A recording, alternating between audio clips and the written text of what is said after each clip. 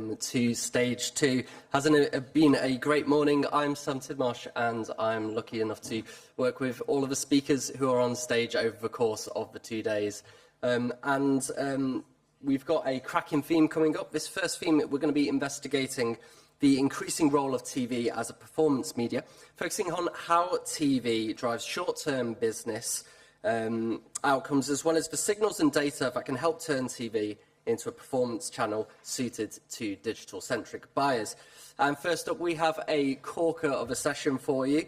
This is the story of how a 53-year-old family wine business, gripped in a rollercoaster period for the category, developed the courage to invest in the long-term brand building, persuading a sceptical board to invest in TV. So it's a story about thinking long when the pressure is on. It's a manual on radically rigorous media testing, but most of all, what you're about to hear is proof that you don't need to be a big corporation with big investors funding econometric studies to prove how brand advertising grows sales and profitability. Maybe you just need to make a little bit of time to be a bit of a nerd, and that nerdiness can pay off, and you'll hear about how it paid off with 2 IPA Gold Effectiveness Awards. So, feeling ready? I hope so. I'd like to welcome to the stage Kate, James and Matt. Please put your hands together.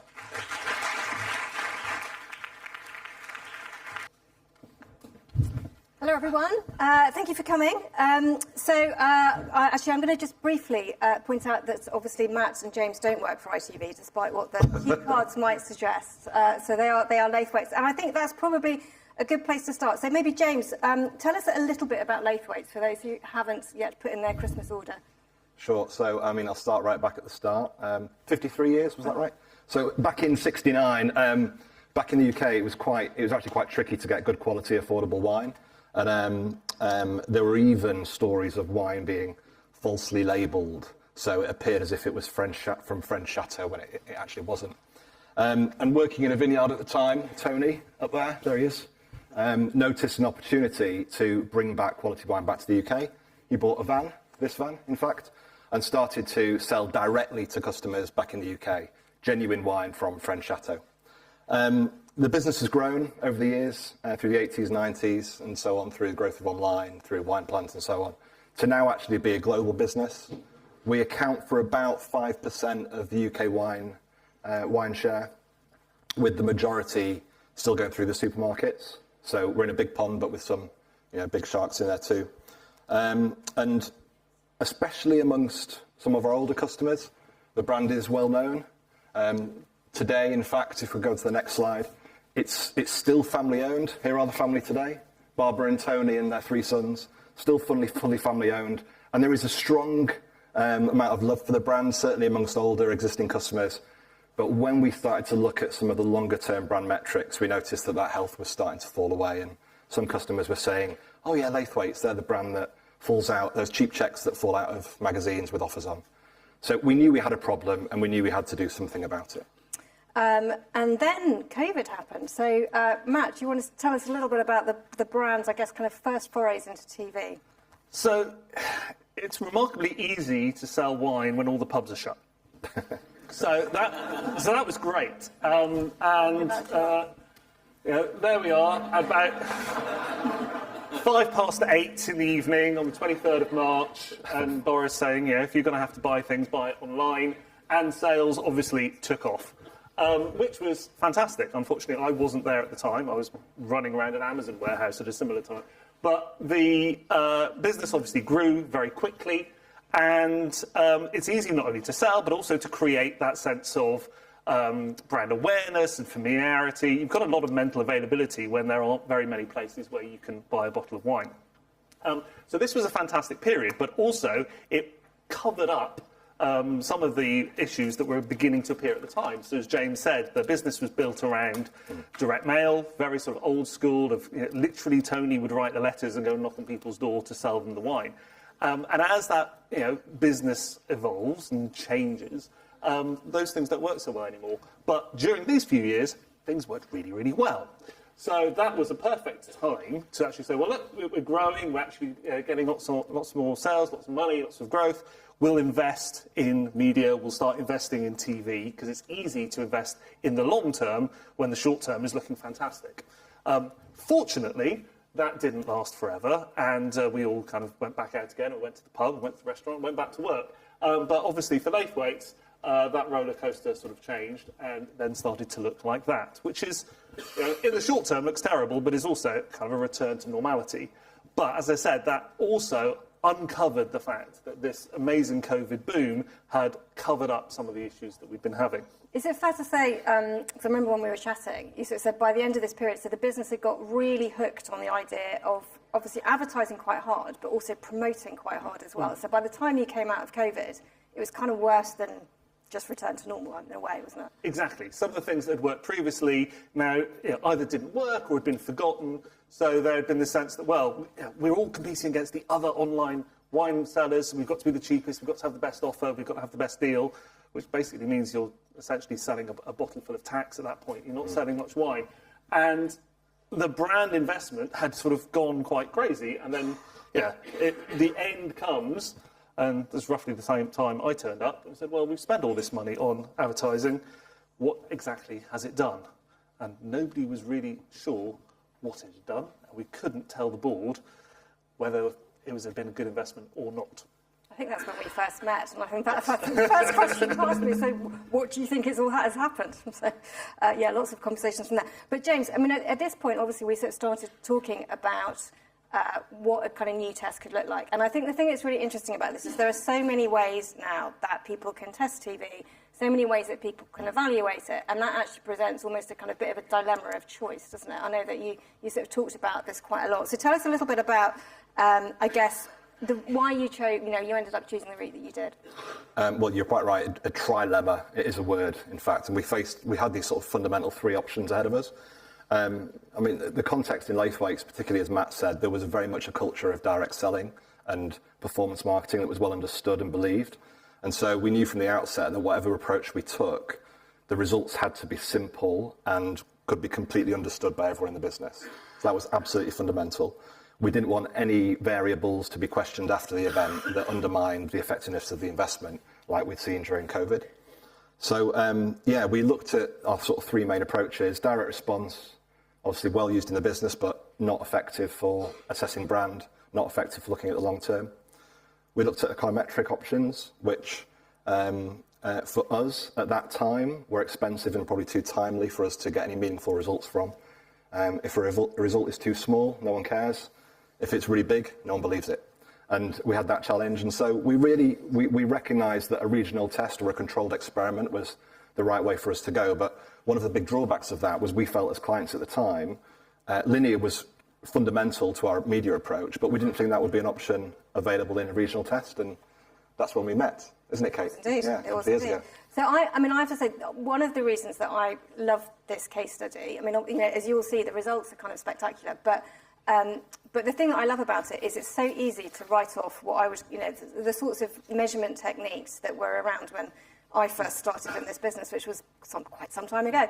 And I think what's really nice about it is actually, particularly given that this is the future of TV advertising, is thinking about how you can take some of those techniques and bring them right up to date and make them, appropriate for a kind of digital-first world. And of course, that's, I think, where, the kind of real heart and the nerdiness, if you like, of this case study sort of stems from. I should say, actually, that we've started doing this a lot at ITV. So whilst we are investing in all of the kind of like really smart tech, clean rooms, all of that kind of good stuff, actually, increasingly what we're finding with a lot of the kind of smaller advertisers, particularly the ones who are needing to test, is this is the best way for them to test TV in a way that manages the budget, but also provides, if and only if it's done brilliantly well, like these guys have done, a categorical sort of, demonstration of the power of TV. So for small brands, for kind of some established brands, we've just done 50 of these this year, and we'll be rolling out loads more of them again next year. That's the ad break over. Right. So let's get back to Laithwaites. I think you did a lot of talking about this to the board, didn't you? Kind of before you even sort of started to sort of test. Yeah, it was almost a bit of a problem for us, the fact that because the business had grown up in this golden era of direct mail through the 80s and 90s, that everyone was used to be able to account for every penny spent. You send out a catalogue and someone shops from it, and they say the code, you know exactly what they've done. So it was a double sort of pronged attack on our board, really, to be able to explain to them, one, actually there is another way. You know, we have to go by building awareness and consideration, actually get customers to shop. And they might not do it straight away, because we're kind of a peaky business. They'll probably shop at Christmas. But also to prove that you could take a brand-growing campaign and a sort of a linear media activity and measure it in a similar way. You know, you're used to the fact, well, you'd send out the catalogue and you didn't send it to this person, and what was the difference? The mailed and control test. That actually we could apply that to linear media. We could apply that to a TV ad and actually then demonstrate that it was worth investing in. Because at the end of the day, it's great to have an amazing piece of creative, but if you haven't got the money to actually do anything with it, you're not going to get anywhere. And that was the main job I had to sort of start off with, is like convince them to give us the money. Okay. So what did you actually do? We've got some nice maps up here to help people sort of understand it. I mean, at a high level, it was pretty simple, really. There were 4 pairs of control and exposed regions in the UK that ran over 2 phases, over a year, in fact. But underneath the bonnet, a lot more went into it. I should shout out our media partners, Media Lab, who did a great job helping us analyse a huge amount of data that went into, first of all, analysing the regions that we ran the campaign in to understand what past performance looked like. And then we worked out through, 29 variables and 15 million rows of data, that the shape of the regions in the UK for Laithwaites was quite similar over the previous 2 years, to over 99% correlation. So we were confident that anything that we did in one region that had an impact was due to the campaign and not anything else. I love also, there's a point here that I think you make in the IPA paper, which is that you had an initial sort of pair of test regions, which was sort of in the north, where Laithwaites has a... The other way around the set. Sorry, yeah. And the board came to you, didn't they? And they just went, that's not enough, that's too easy. Yeah. So just make it harder. Yeah. So we added Granada and Yorkshire, and it turns out they're actually very, very similar. They behave very similarly for us. I wouldn't tell a Yorkshireman that, but they do. So yeah, we added the north into phase 1, and then, so originally it was two pairs of regions, then 2 more were added in the second burst. And then I think it's worth just sort of talking about what I've sort of called the pesky aerial problem, because this is at the root of we reckon at ITV that about 50% of all of the geo-testing that's done on linear fails, and it's inconclusive because either people don't really understand all of that complexity of data well enough, or because they don't let the campaign run hard for long enough, or because they don't take into account the pesky aerial problem, which we've now mapped for all of the country. But tell us a little bit about this, because I think it is a... You're quite right. I mean, we went live and we noticed that there were some results that just weren't making any sense. It wasn't that they were good or bad, it just didn't follow any pattern, and we thought, what's going on here? And we identified with ITV that clearly there are some regions where customers get mixed signals in terms of their TV broadcast. So what was good about the design, though, was that we were able to identify postcodes that were affected by this and exclude them from the analysis. And then, so we basically zoomed into regions to get a pure read, and then the correlation made sense. So yeah, take out all of the people on the edges. That's what we do. Indeed, yeah. But that's just the kind of media, and I think obviously the other element of this was the creative. So maybe tell us a little bit about the kind of journey to the creative, because that wasn't straightforward either. No, so we worked with Adam and Eve Studios on the creative, and it's where I have to admit to being the typical difficult client, saying, well, we want to run this campaign. I've done a lot of work, try and get the money from the board to pay for it, but we don't have very much. We can't do an awful lot of media advertising, so it's got to do a lot of work. It's got to tell our story. It's got to make customers feel warm. It's got to tell people what we do. And, well, we need to make the logo bigger. And that's the thing you always want to avoid. It's like, well, unless we really tell people who we are. So we did a lot of work and actually went down a lot of dead ends of campaigns, creative that was beautiful, was funny, but did not tell the story in a good enough way. And because we wanted to build something that would last, because we don't really believe that there's such a thing as wear out, we want to build a campaign that's going to last for 10 years. We wanted to get it right first time. So we're going to show it to you in a second, but we were very pleased that when this was ready to go, we not only got some fantastic System 1 results, we got kind of the maximum score amongst our target audience, but we also managed to show it to the board and the founders and make them cry. So that actually did achieve what we wanted. That was probably more powerful than the System 1 test. At that point, they were like, OK, you're good to go. All right, let's watch the ad. At Laithwaites, we go to great lengths to bring you great wine. Like here, and here, and even here. We go far and wide, searching high, and we mean really high, and low. Oh, hello. We work with the world-renowned and those waiting to be found. Off the shelf? We don't go there. Off the beaten track? We certainly go there.